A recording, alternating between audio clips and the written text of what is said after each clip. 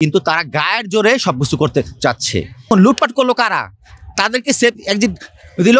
আমরা আজকে writ petition দায়ের করা হয়েছে, মাননীয় আদালতকে বোঝানো হয়েছে যে এটা পাবলিক ইন্টারেস্ট, বিনিয়োগকারীদের স্বার্থের জন্য। মার্জার এক জিনিস, আর আমি শেয়ার কিনছি এ গ্রুপ দেখে। এখানে বাংলাদেশ ব্যাংক এই প্রত্যেকটা 5টা ব্যাংকে লাইসেন্স দিছে বাংলাদেশ ব্যাংক। আপনার আইপিওতে আনছে সিকিউরিটি এক্সচেঞ্জ কমিশন, লিস্টিং করছে ঢাকা স্টক এক্সচেঞ্জ। তাহলে আমার দায়টা কোথায়? আমি কেন সকালে উঠে শুনবো যে আমার শেয়ারটা জিরো? আমি তো এই গ্রুপ দেখে কিনছি, যে কোম্পানির ন্যাব ভালো, ইপিএস ভালো, সব কিছু দেখে কিনছি। কিন্তু সকালবেলা হঠাৎ করে আমি ঘুমের থেকে উঠে দেখলাম যে আমার শেয়ারটা জিরো। এখানে আমার দায়টা কোথায়? আসলে মার্জার তো এইভাবে হয় না। মার্জারের একটা নীতি আছে, রুলস আছে।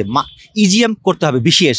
আমরা যারা বিনিয়োগকারী, আমরা তো এই ব্যাংকের মালিক ছিলাম, আমাদের সাথে কোনো ইজিএম করেন, আমাদের কোনো মতামত কিন্তু নেয় নেই।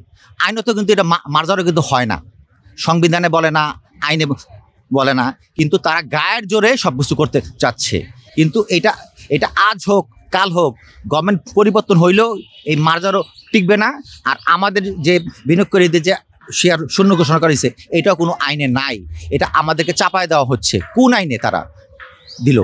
কোন লতে যে বলতেছে যে এখন তাদের ন্যাপ জিরো? তো তোমার 1 বছর আগেও তো আমরা এই ব্যাংকগুলো থেকে ডিভিডেন্ড পাইছি।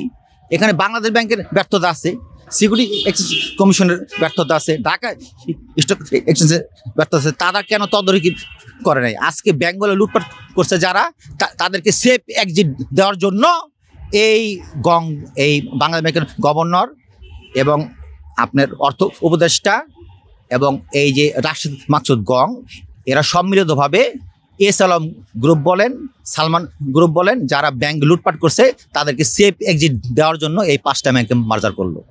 Bashundhara public school and college 2026 শিক্ষাবর্ষে ভর্তি চলছে। Yes, of course. কারণ যারা লুটপাট করছে তাদেরকে সেফ এক্সিট দেওয়ার জন্য বিনিয়োগকারীদেরকে জবাই করা হলো। এখানে একটা বিশাল চক্রান্ত চলতেছে।